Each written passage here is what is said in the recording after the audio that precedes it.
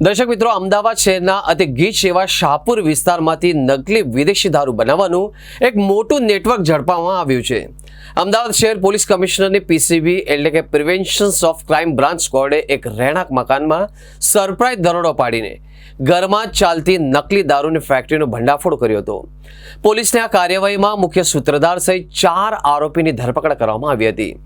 Police તપાસમાં બહાર આવેલી વિગતો મુજબ આ સમગ્ર કૌભાંડનો મુખ્ય આકા વિકી ઉર્ફે મંગો ચૌહાણ હતો. આરોપીઓ અત્યંત ચાલાકીથી અને હાઈટેક રીતે લોકોને ઉલ્લુ બનાવી રહ્યા હતા. ભંગારમાંથી બોટલોની ખરીદી. આરોપીઓ શહેરના અલગ અલગ ભંગારવાળાઓ પાસેથી મોંઘી અને બ્રાન્ડેડ વિદેશી દારૂની ખાલી બોટલો એકત્રિત કરતા હતા. ઓર્ડર મુજબ માલ તૈયાર. દર્શક મિત્રો, ગ્રાહક તરફથી જે ચોક્કસ બ્રાન્ડની માંગ આવે તે મુજબ જ રાતોરાત દારૂ તૈયાર કરવામાં આવતો હતો. સસ્તો માલ અને મોંઘો ખેલ. ખાલી બોટલમાં સસ્તો દારૂ, સાદું પાણી અને ચોક્કસ કલર ફ્લેવરનું મિક્સર ઉમેરીને એને અસલી બ્રાન્ડેડ વિસ્કી જેવો લુક આપવામાં આવતો હતો.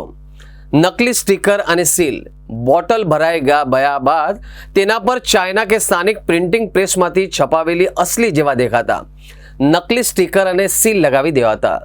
રૂપિયા 2000થી લઈને 5000માં વેચાણ, 150થી 200માં તૈયાર થતી આ નકલી બોટલ બજારમાં અસલી બ્રાન્ડેડ દારૂના નામે 2000થી લઈને 5000 સુધીની કિંમતે વેચવામાં આવતી હતી. પોલીસ હાલ એ દિશામાં તપાસ કરી રહી છે કે આ દારૂમાં કેમિકલ્સ મિશ્રિત કરવાથી એ માનવ શરીર માટે કેટલો જીવલેણ બની શકે તેમ હતો. એ ઉપરાંત આ આરોપીઓ અગાઉ ક્યાં નકલી દારૂનો સપ્લાય કરી ચૂક્યા છે અને નકલી સ્ટીકરો ક્યાંથી પ્રિન્ટ કરાવતા હતા એ અંગે પણ વધુ તપાસ હાથ ધરવામાં આવી છે.